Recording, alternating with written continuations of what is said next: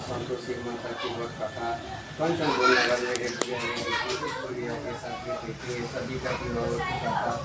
सब बड़े बेटे लोग काम करते थे, लेकिन सबका बेटा कोई काम नहीं कर रहा था। सुबह उठकर इतने से लेकर साथ बेटे रसोई में बैठकर भोजन करते करते अपने काम पर चले जाते थे। बुढ़िया उन बेटों को अपने हाथ से खीर पूरी हलवा आदि बढ़िया बढ़िया व्यंजन बनाकर खिला देती। सब का बेटा बनने का स्नान करके भोजन के लिए रसोई में जाता था। बुढ़िया दूसरे बेटों का बच्चा हुआ खाना एक थाली में सजा कर उसे दे देती। सातवां बेटा उसी भोजन को कुछ होकर खा लेता था।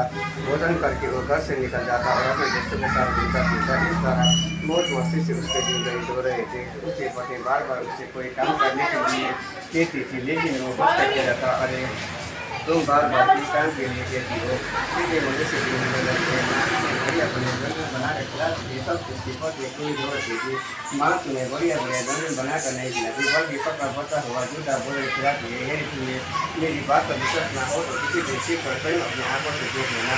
अपनी पत्नी की बात पर उसे यकीन न था, लेकिन एक दिन इस बात के साथ जानने का निर्णय करके वो शिवरात का बहाना बनाकर एक चादर और रसोई घर में ही सो गया।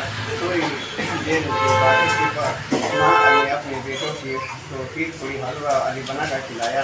भोजन के बाद उन्हें लड्डू खाने को दिए। भोजन करके वो अपने काम पर चले गए।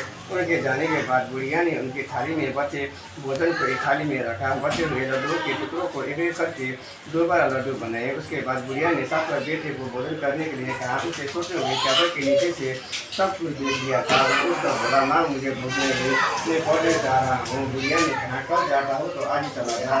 बुढ़िया के पत्र पर सुनकर वो तुरंत कॉलेज जाने की तैयारी करने लगा। चलने से पहले वह पत्र के पास गया। उसकी पत्नी गौशाले में गोबर के काम के पत्र रही थी। उसने जाकर अपनी पत्नी से कहा, हम जाओगे प्रदेश को और काल तुम लोग संतोष के घर में अपना पाल। अपने पति के वचन सुनकर कुछ गंभीर स्वर ने पत्नी बोली। दो निशानी अपने जेब घरों में दी। छोटी मती हमारी ऋषि और मनोरंजीर अपनी पत्नी के वचन सुनकर वो बोला, मेरे पास निशानी के लिए बस एक अंगूठी है, इसे अपने पास रख लो। लेकिन अब तुम भी अपनी कोई निशानी मुझे दे दो, ताकि प्रदेश में उस निशानी को देखकर तुम्हें याद कर सकूँ। अपनी पत्नी की बात सुनकर वो बोली, नाथ मेरे पास निशानी के लिए कुछ भी नहीं है। फिर कुछ सोचकर उसने गोबर के हाथ से उसकी पीठ पर छाप लगा दिया।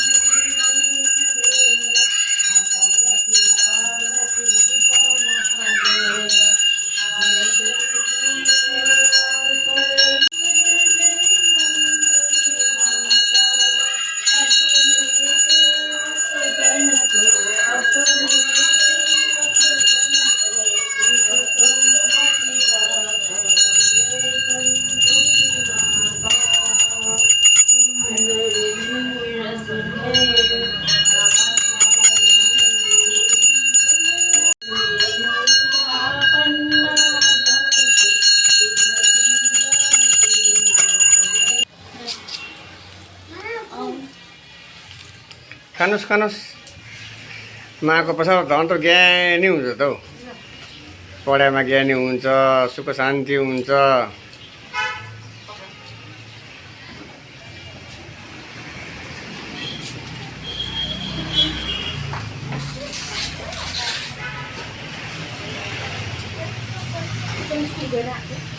आज गएन, आज ल्याउने लाने कोही छैन।